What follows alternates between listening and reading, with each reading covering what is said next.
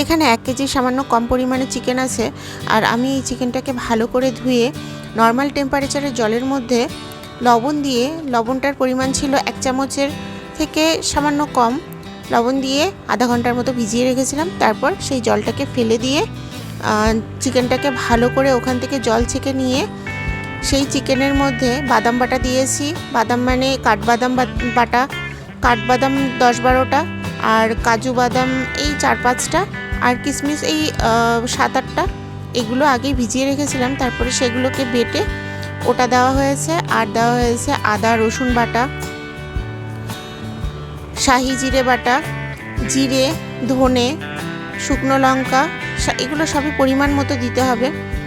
আর শুকনো লঙ্কা, তারপর স্টার মশলা, জায়ফল, জায়ত্রী, এগুলো দিয়ে, আর দিয়েছি হচ্ছে দইটা দিয়েছিলাম। টক দই দিয়েছি 100 গ্রামের মতো, আর মিষ্টি দই দিয়েছি 50 গ্রামের মতো দিয়ে। আর এখানে লবণ গেছে আমি 1.5 চামচের মতো লবণ দিয়েছি। আপনারা আপনাদের স্বাদ অনুসারে দেবেন, কারণ অনেকে একটু কম লবণ খেতে ভালোবাসে, আবার অনেকে একটু বেশি পরিমাণে লবণ খায়। তো আমি এখানে 1.5 চামচের মতো দিয়েছি, আর আমার লবণটা একদম পারফেক্ট ছিল। দিয়ে এটাকে ম্যারিনেট করে রেখে দিয়েছিলাম সারা রাত ফ্রিজের ভেতরে। আর এখন এই সকাল 6:30টার মতো বাজে। আমি ঘুম থেকে উঠেছি 6:20-র দিকে। তো উঠেই আমি এই ছাদে চলে এসেছি পৃথ্বীবাবুকে ঠিকঠাক করে রেখে, আর মা আছে ওর সাথে। আর এই যে উঠেই কেমন মেঘলা আকাশ চারপাশটা। কাল রাতেও বৃষ্টি হয়েছে। কাল মোটামুটি রাত যখন 1:30-12টার সময় শুয়ে পড়েছি, এত ঘুম পাচ্ছিল 12টার মধ্যেই ঘুমিয়ে পড়েছে। পৃথ্বীবাবুও কালকে তাড়াতাড়ি ঘুমিয়ে পড়েছে, তো আমিও তাড়াতাড়ি খেয়ে দিয়ে ঘুমিয়ে পড়েছি। এই 12টার সময় আমি ঘুমিয়ে পড়েছি। তারপর হঠাৎ করে 1:30টার সময় না প্রচণ্ড জোরে বাজ পড়ার একটা আওয়াজ হলো। তারপর লাফ দিয়ে উঠে ফ্রিজটা বন্ধ করলাম। তারপর বৃষ্টি হয়েছে আর কারেন্ট ছিল না সেই সময়টা দেখলাম। তারপরে আবার এই 3:30 পৌনে 4টার সময় উঠে আবার ফ্রিজটা চালু করলাম। তারপর তখন দেখলাম কারেন্ট চলে এসছে আর বৃষ্টিও হচ্ছিল না।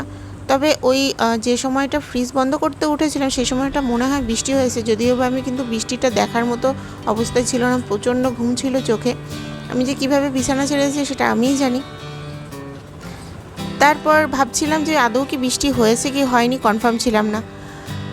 বেলকনি দিয়ে বাইরের দিকটা দেখি না সেরকম ভেজা না, তবে ছাদে উঠে দেখি ছাদে কিন্তু বেশ জল জমেছিল। তখন বুঝলাম যে না, বৃষ্টি হয়েছে। আর এই গাছের গোড়াগুলোও দেখলাম ভালোই ভেজা ছিল। আজকে আর এই গাছগুলোতে সে কারণে আর জল দেওয়া হয়নি। তো এর ফলে যেটা হয়েছে, সন্ধ্যের সময় দেখি কি এই গাছগুলো না কেমন একটু ঢলে ঢলে গেছে, মানে জল দেওয়াটা হয়তো বা দরকার ছিল। আর বৃষ্টিটা হলেও কেমন হয়েছে সেটা তো আর আমি জানি না। আর এই যে রাস্তাঘাট একদম শুনশান। যদিও বা আজকে কিন্তু আমার দেরি হয়ে গেছে ঘুম থেকে উঠতে কালকের মতো, আর অনেকে কিন্তু আশেপাশে উঠেও পড়েছে। আমি যে এখন একা উঠেছি তা কিন্তু নয়, কিন্তু রাস্তাটা শুনশান। আমাদের এখানে ঘুম থেকে মোটামুটি 8টার আগে কেউই ঘুম থেকে ওঠে, অনেক কম মানুষই ওঠে সকাল 8টার আগে ঘুম থেকে। তো আমার তো আগে ঘুম থেকে উঠতে আরও বেশি দেরি হতো। আমি মোটামুটি 9টার আগে ঘুম থেকে উঠতেই পারতাম না। 8টা মানে আমার কাছে অনেক সকাল। অনেক চেষ্টা করতাম, এই সকালবেলার ঘুম আমার কোনো রকমভাবে ভাঙতো না। হ্যাঁ, সেটা ব্যতিক্রম ছিল, স্কুল থাকলে কলেজ থাকলে সেটা তো আলাদা ছিল, বা টিউশন থাকলে কোচিং থাকলে সেগুলো টোটালটাই আলাদা ছিল। কিন্তু এগুলো যদি না থাকতো, আমার মাথায় যদি সেরকম সকালে ওঠার হেডেক না থাকতো, তাহলে আমি 9টার আগে অনেক চেষ্টা চরিত্র করে উঠতে পারতাম না। কিন্তু এখন আমি সবই পারি। এখন আমার ডিকশনারিতে না পারা বলে কোনো শব্দই নেই। আর এই জিনিসটা অবশ্যই সম্ভব হয়েছে পৃথ্বীবাবুর জন্য। পৃথ্বীবাবু আমার জীবনে না আসলে আজকে আমি এখানে সত্যি দাঁড়াতে পারতাম না। যাই হোক, সত্যি কথা বলতে পৃথ্বীবাবু আমার শক্তি।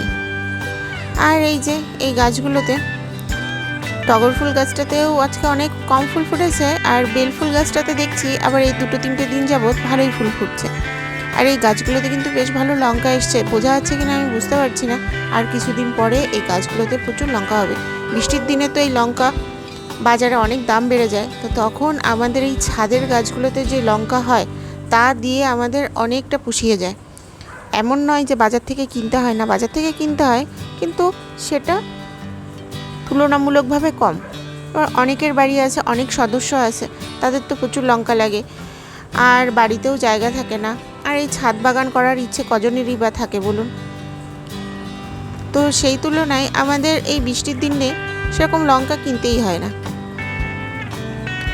আর এই যে আকাশটা এখন তো দেখছি বেশ ফ্রেশ হয়ে আছে। ভাবছিলাম যে আরেকবার যদি বৃষ্টি হতো, বৃষ্টি হলে দরকার ছিল। কারণ হলো এই গরম ভাবটা না এখনও না সেরকমভাবে কাটেনি, মনে হচ্ছে কি তাও মনে হয় গরম লাগছে। আর এই প্লেনটাকে দেখছি আজকে উল্টো দিকে যাচ্ছে, অন্যদিন ডান দিক থেকে বাঁ দিকে যায়, আজকেই দেখলাম এটা বাঁ দিক থেকে ডান দিকে যাচ্ছে।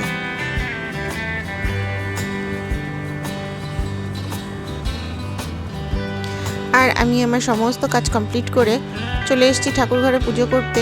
আর আজকে আমার অনেক কাজ আছে, তো তার কারণ হলো রান্নাটা আজকে আমি করব। তো সেই কারণে আর সময় নষ্ট করিনি, পটাপট কাজ কমপ্লিট করে নিয়েছি। যদিও বা রোজ দিনই করি, তারপরেও শেষে হিমশিম খেয়ে যায়, আজকেও তার ব্যতিক্রম কিছু নয়। তো এই স্নান সেরে পুজো করতে চলে এসেছি, আর আমার পুজোও প্রায় কমপ্লিট।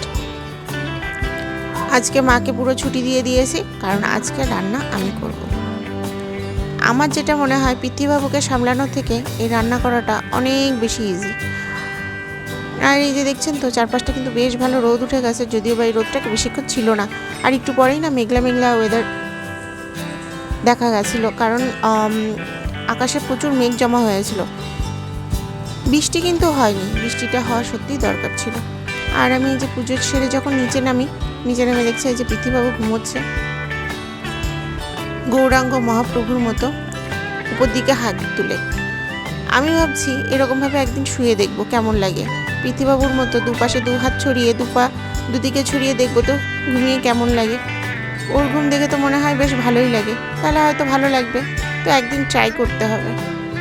আর এই যে এটা আমার সকালবেলার ব্রেকফাস্ট, চা, মিষ্টি আর পরোটা। এবার অনেকেই আমাকে বলে যে সকালবেলা মিষ্টি খেতে পারে না, কিন্তু না, সত্যি বলতে কি আমার এই মিষ্টি জিনিসটাই ভালো লাগে, সকালেও ভালো লাগে, রাতেও ভালো লাগে, কোনো সময় সমস্যা হয় না। যে গা গোলানো যে ভাবটা থাকে অনেকে সকালবেলা মিষ্টি খেলে, এটা অনেককেই শুনেছি, আমার সেই ভাবটা নেই। আমি মিষ্টিটা খেতে পারি, তাই বলে এরকম না যে আমি এক্সেস পরিমাণে মিষ্টি খাই, তা কিন্তু না, খাই লিমিটেড, কিন্তু আমার ওই গা গোলানো ভাবটা ওগুলো আসে না। অনেককে যেরকম শুনেছি বাসে চললেও গা গোলানো একটা ভাব আসে, ওটা আমি কোনো দিন ফিল করিনি, কেমন লাগে তাও জানি না। তবে এই জিনিসটা আমার মা খুব করে, মাকে নিয়ে বাসে যাওয়া মানে বিশাল চাপের ব্যাপার। আর এই যে পৃথ্বীবাবু সকালবেলা আমারও খাওয়া কমপ্লিট হয়েছে, আমি খাওয়া কমপ্লিটও করতে পারি না, আমার খাবার মাঝপথে পৃথ্বীবাবু উঠে পড়েছে।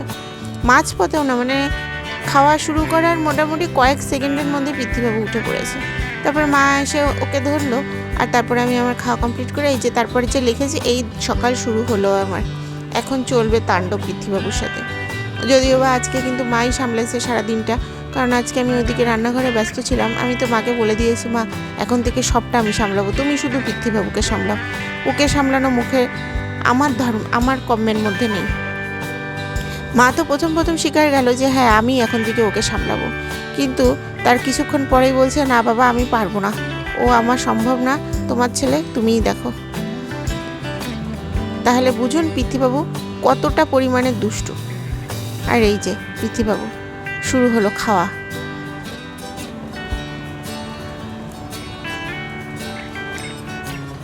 এখন দেখছি এরকম এটা সেটা ধরে দাঁড়িয়ে পড়ছে, এটা সেটা পরে দাঁড়িয়ে পড়ছে।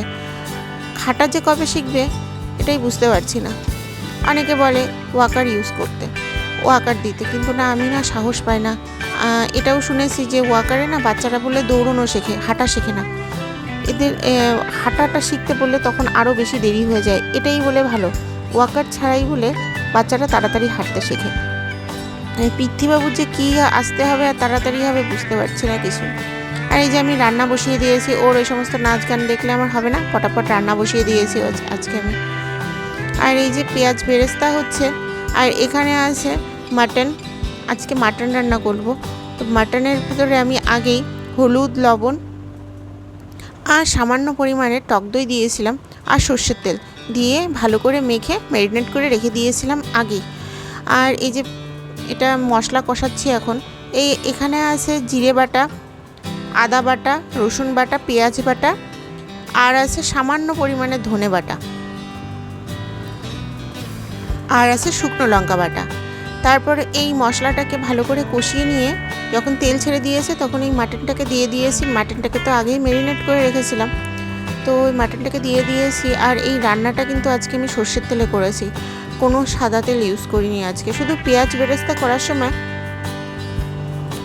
আমি সাদা তেল ইউজ করেছিলাম, তাও সেটা ভুলে করেছিলাম, ভুল করে ঢেলে দিয়েছিলাম। আর চিকেনটা কিন্তু এই মাটনটা কিন্তু আমি আজকে পুরোটাই সর্ষের তেলে রান্না করেছি। আর এই বিরিয়ানিতে তো কোনো তেলই ইউজ করিনি, এটা পুরোটাই আমি ঘি ইউজ করেছি। আর ম্যারিনেট করার সময় আমি 3 চামচ ঘি দিয়ে ম্যারিনেট করে রেখেছিলাম কালকে রাতে। তারপরে তো ওটাকে ফ্রিজে রেখে দিয়েছিলাম। আর আজকে যেটা করছি, এই যে চিকেনটাকে প্রথমে হাঁড়ির ভেতরে দিয়ে দিলাম। আর আগে ভাতটাকে সেদ্ধ করে রেখেছি মানে ভাতটা জলটা যখন গরম হয়ে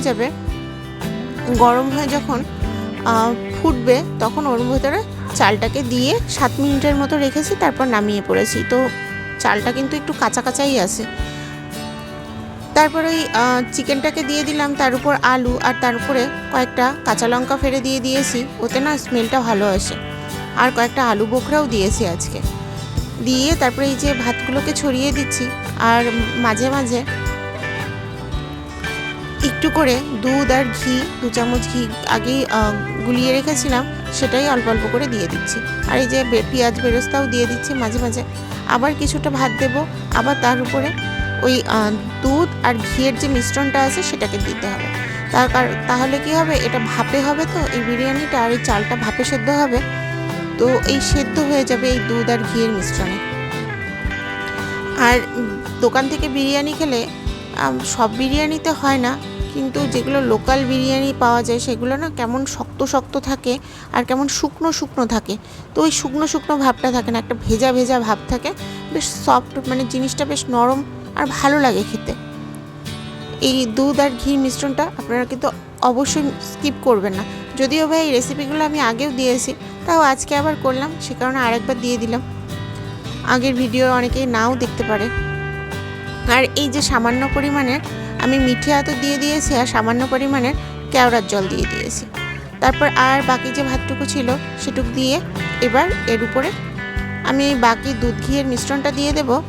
আর তার উপরে আর সামান্য পরিমাণে কিছু পেঁয়াজ বেরেস্তা আছে সেটা দিয়ে দেবো। আরও না কিছু পেঁয়াজ বেরেস্তা করা দরকার ছিল, আর পেঁয়াজ বেরেস্তা আজকে পেঁয়াজ বেরেস্তা হয়নি, এটা মোটামুটি হাফটা ভাজা হয়েছে, হাফটা একটু কাঁচাই ছিল। আমি ইচ্ছে করে যদিও বা আজকে এরকমভাবে রেখেছি। তারপরে এই যে আটাটাকে লবণ ছাড়া আটা মেখেছিলাম, আটাটাকে এই যে এই হাঁড়িটার উপরে একটা প্লেট দিয়ে ঢেকে তারপরে এটাকে সিল করে দিয়েছি পুরো, যাতে ভেতরের যে ভাপটা আছে সেটা বাইরে না যায়। প্রথমে এটাকে হাই ফ্লেমে রেখেছিলাম 10 মিনিট গ্যাসে, আর তারপরে সেটাকে একদম লো ফ্লেম দিয়ে তার উপরে তাওয়া বসিয়ে তার উপরে হাঁড়িটাকে রেখেছিলাম। আর এই যে আমার রান্না কমপ্লিট। আর এই যে দুপুরবেলা এখন আমি লাঞ্চ করব।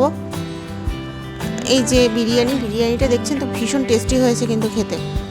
আর শসা ছিল, স্যালাড ছিল, আর ছিল মাটন, দই মিষ্টিও ছিল, কিন্তু না আর সত্যি খাওয়ার আর এনার্জি ছিল না, প্রচুর খাওয়া হয়ে গেছে। আর এই দুপুরবেলার টাইমে আমার খাওয়া যদি খেতে হয় সেটা রাতে, দুপুরবেলা আর হয়ে ওঠে না।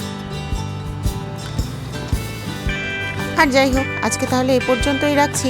আমার এই চ্যানেলটিকে আপনারা অবশ্যই সাবস্ক্রাইব করবেন, আর ভিডিওটি ভালো লেগে থাকলে একটি লাইক করে দেবেন। সবাই ভালো থাকবেন, সুস্থ থাকবেন। আবার কথা হবে একটি নতুন ব্লগে, ততক্ষণের জন্য টাটা।